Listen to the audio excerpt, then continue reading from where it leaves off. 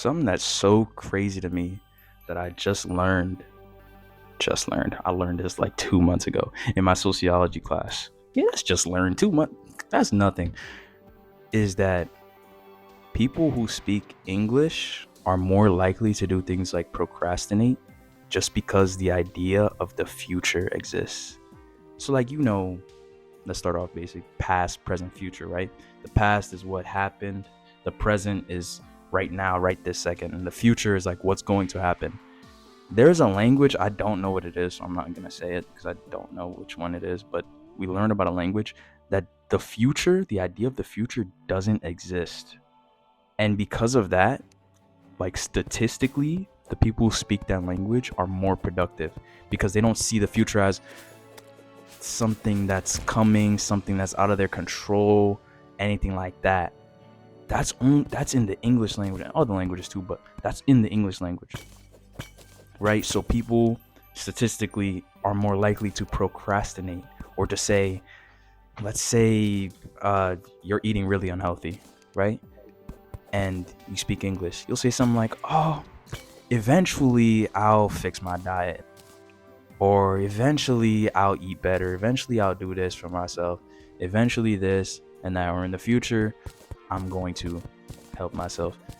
But in another language, they tend to, or for the people that speak the other language that doesn't have the idea of the future, like it doesn't even exist in the language, they tend to take more advantage of the present. Like they're like, if they want something in the future, or in the future as we English speakers call it, they're gonna start taking steps now. Statistically, I'm not saying you can't speak English and do this, but this just fascinated me. I had to talk about it.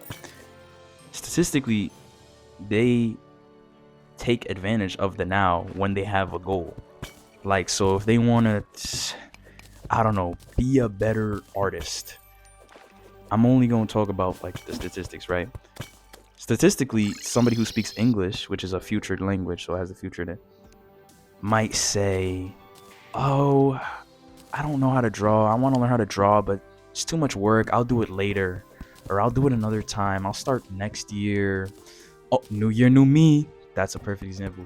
Um, and then somebody who speaks that language that doesn't have the idea of the future in it is probably gonna start statistically gonna start taking steps now. They're gonna make their first drawing right after they had that thought. And it's not to say that like we are all our statistics, but they do play a role. Like how we're raised, how we're like um taught, trained, all have an influence on our thought process. Now we can break the cycle with our actions, but it is harder because of what's trained. So like that's why certain things, like the things that are trained, like for example like racism, that's a trained thing. That's not an instinctual, like that's not an instinctual desire or idea. It's something that's trained and taught. So if you want to break out of this, if you were in a household that just taught you these types of people are better than these types of people because of these completely like unrelated reasons or invalid reasons that one person could be better than another, now you have these thoughts that you've just been raised to have, you've been that have been dug into your skull. So when you try to break this pattern, it's way harder than somebody who wasn't in your situation, that wasn't trained to have these thoughts of racism or these thoughts of discrimination towards another race. So even though it is possible to change, it's much harder. So it definitely plays a role. So that's relevant to like, oh, English being a future language. We're born, if we're born in a country that speaks English, boom, we are already impacted by that. Now we're trained to believe of the future as an idea that we can confide in and that we can put stuff off for later, and that we statistically tend to procrastinate more. So that's very interesting to me. I mean, I definitely have fallen victim of that. Oh, I'll do it later.